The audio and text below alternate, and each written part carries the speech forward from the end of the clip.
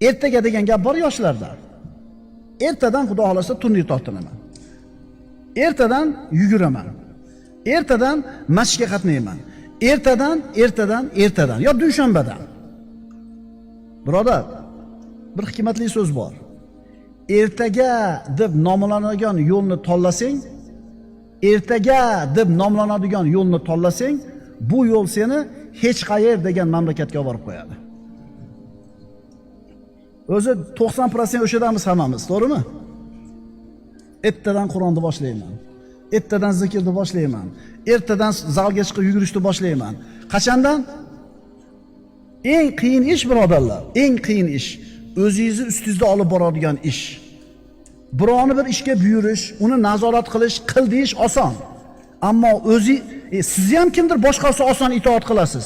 Ammo o'zingiz boshqarishga nima qilmaysiz? Toqatingiz yetmaydi. Qachondan? Ertadan. Mana qori bolalarimiz Qur'onga o'tib beryapti. Bugungi qorakamiz o'tgan yilgi qorakani mehnatidan foyda olyapti. Tushunarlimi? Demak, jismonan sog'lom bir odam o'tiribdi, figuralari tekis, hamma yo'g'i o'rnida.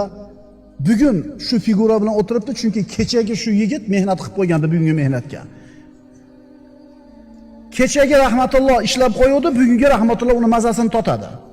Bugungi rahmatulloh kechagi rahmatullohning mehnatini huzurini totyapti.